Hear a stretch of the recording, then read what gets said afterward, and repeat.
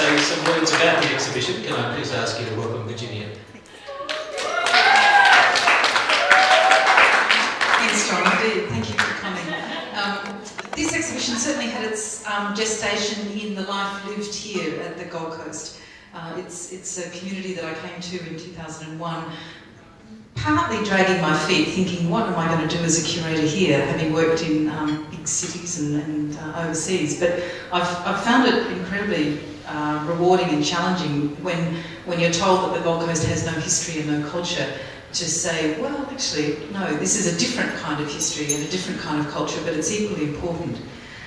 I guess one of the triggers in developing this show was in 2006 when we had a show from the QCA students at Griffith University, and they were making work about, these are young women, artists who studied 3 years at university, making work about their bodies that was really quite raunchy, and as a sort of unreconstructed feminist, I was quite challenged by this and thought I've actually really got to understand this culture.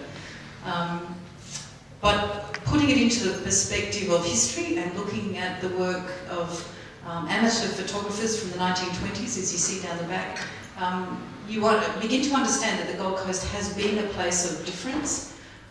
It's been a place of opportunity to be a different kind of person, whether it be for a weekend or for a lifetime. And I think that that's something that we shouldn't be embarrassed about as a city. Certainly there are things that are controversial and challenging, some are confronting, but I think they're very much about who we are as human beings, and so as the city I think it's really good to be able to understand and explore that. So the exhibition looks at both architecture, design, fashion design, and popular culture and souvenirs. But importantly for us as a gallery, it also prominently shows the work of artists. Some from here, some from many parts of Australia, who've chosen to come here partly with an idea to actually make a serious body of work, thinking that there might be something here for them. And I think their work in particular really allows us to see and think more deeply about this sexualised identity of the Gold Coast. So in terms of thanking people, I'd really first of all like to thank the benefactors of the Arts Centre Gold Coast, because putting on shows like this requires additional funding, and I think it's really important that we produce proper catalogues that extend the life of the ideas of the exhibition and the artists. So that was fantastic to be able to have their support to do that. I'd also really like to acknowledge all the artists, because in I guess researching this over the last 18 months, I've had the opportunity to talk with all of them. Jeff Carter passed away a couple of years ago, but I had extensive studio visits with him back in 2008, so I feel that the knowledge that I've gained from them will be able to be passed on into the archives of the collection. Many lenders to the exhibition have shared things, and some of them are here tonight. Paula Stafford is a very honoured guest, and really deserves extraordinary mention as the person who has probably created the most enduring sexualised image of the city, and that's the bikini. So she is one of our most, I guess, valued citizens on the Gold Coast. She's also one of our most valued volunteers, and has been volunteering here at the Gold Coast City Gallery since it's opened. So for both of those things, Paula, thank you so much, and thank you for your friendship too. I'd also like to acknowledge Lorraine Hazard, who brought with her the most fantastic portfolio of images of her mother Ivy's work, and I can't say enough about the quality of this work, and it's certainly inspired me to do a whole exhibition on the fashion history of the Gold Coast. And I said this to our mayor, Tom Tate, tonight, who sent his apologies. He came early and saw the show, and he said, why not? That'd be a great show. So hopefully we'll be able to rustle up the resources to do that, but I think it definitely would be a great show to do a proper history of Gold Coast fashion and look at their contemporary work. Lorraine has lent, friends of Lorraine who are here tonight, thank you very much for lending that very sexy black number. So they're standing here, and so it's fantastic as a regional gallery to kind of have that connection with your local community and displaying things. A person who's put an enormous amount of effort into the exhibition, as well as graphic designer Byron Kothop, who is also here. Byron, I don't know where you are now, but we've done a few late nights together working on the catalogue and so on, so thank you very much for all of that. My new assistant curator, who's been here 18 months, Pip, has just been the most fantastic support, not only in terms of the sounding board with the ideas about this show. She's over 20 years younger than me, so it's been really important to have someone else to talk to you about this show, but also for her thoroughness and her insight and research skills, so thank you very much, Pip. Our team here at the gallery in terms of installing has been fantastic, and Ian and Mark and Stephen have been really wonderful to work with, and John, as always, is a really fantastic support. One of the people that I've talked to about in an ongoing way about the history of the Gold Coast has been this man here, Jock McIlwain, and he's lived the history of the coast, as has Paula, and made an enormous contribution to not only the culture of the city, but physically what it looks like. So with his business in developing the canal estates. So he was certainly one of top of my list as a person to open the exhibition, but also because he is a platinum benefactor to the Arts Centre. So with wearing those two hats, we wanted to invite him to open the exhibition. Thank you.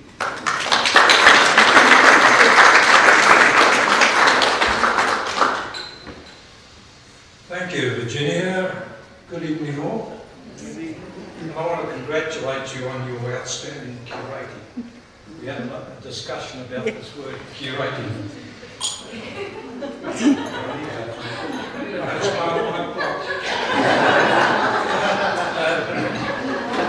When I first settled on the newly named Gold Coast City in late 1959, there was a shroud of conservatism enveloping the whole place. It was really a cluster of coastal villages ranging from Greenmount through to Corrigan, Palm Beach, Burleigh Heads, Surfers Paradise, and ending in the north at Southport. The state government and local authority were very austere entities with predominant rural outputs and with little or no appreciation that tourism was a vibrant industry that brought great economic benefit to an area and that it required continuous promotion. Even the federal government member for the area was a country party farmer who was very much more comfortable in the bush rather than at the beach.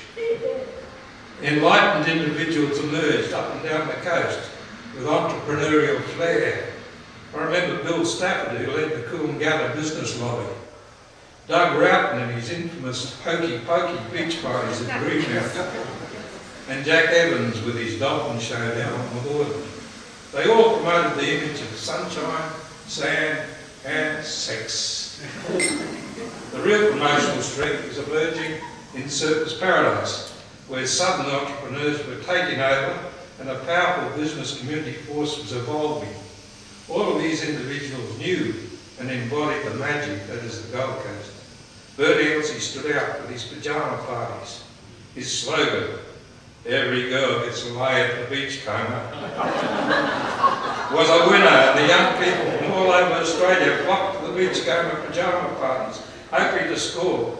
When they arrived at the beachcomber, it wasn't only the girls that got a lay, all the party goers did, whether male or female.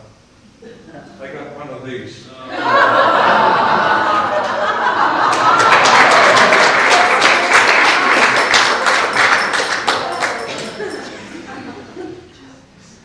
Keith Williams flaunted sex at his ski shows on the Nerang River, and Paula Stafford, dear Paula, and her bikini girls frequently embellished the front page of Beck's magazine and the newly emerging free tourist newspaper, Gold Coast Sun. Remember that?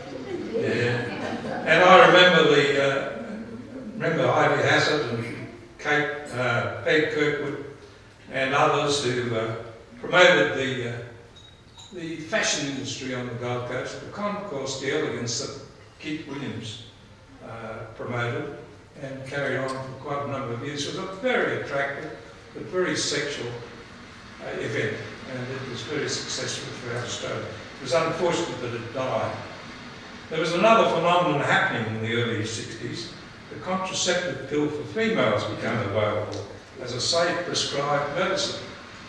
the female population exploited their newfound freedom and became much more aggressive in their sexual activities. This is true. The socially acceptable procreational sex started to get swamped by recreational sex. All because females felt less restrained. When I became an alderman of the city in mid-1966, after Harry Samuels, the then representative for Surfers Paradise, resigned, the first thing I looked at was using the council, which had the taxing powers, to finance and coordinate promotional activities for the coastal strip. This would eliminate the isolated ad hoc types of promotional efforts that frustrated entrepreneurs who were trying to get going through private enterprise. I was hindered in my aims by the very conservative council that existed at the time. Wasn't that clear? I knew we had to get out and sell the Gold Coast on the basis of sand, sunshine and sex.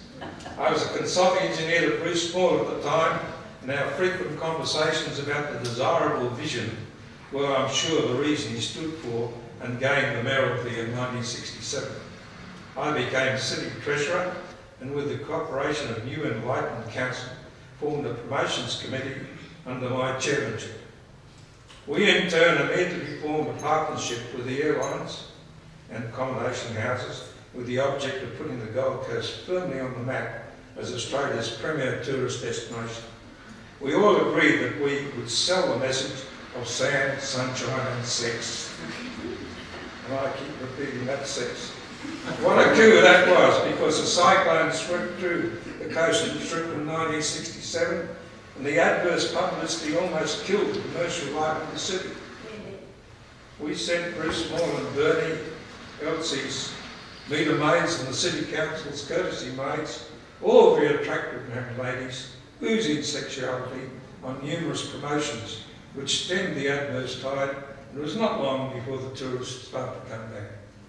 Bruce was a great salesman and exploited every opportunity to sell the sand, sunshine and sex message. But he mingled at times with the green behind the gold, the lifestyle and their many emerging man-made attractions. The late 60s and early 70s saw the Gold Coast prosper and grow with the fastest population growth rate in Australia. The promotional activity grew to the extent that a separate Gold Coast tourist industry evolved, but it still required a substantial injection of ratepayers' money to allow it to function. Most of the promotions of today have sexual connotations. Just look into today's career now and see the four attractive Jim Beam girls on the grid of the Gold Coast V8 600.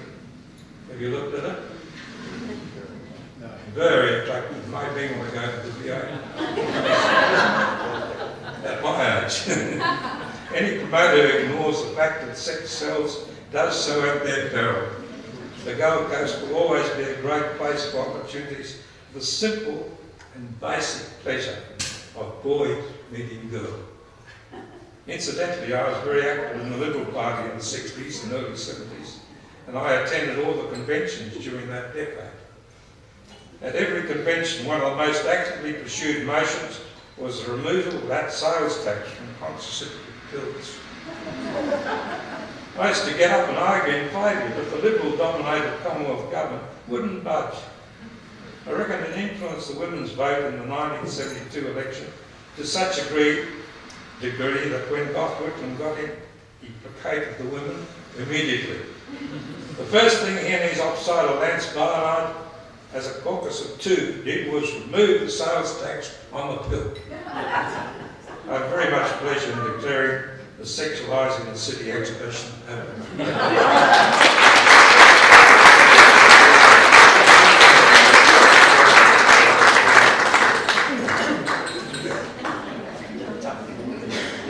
It now gives me great pleasure to introduce Chairman of the Gallery, Patrick Corrigan.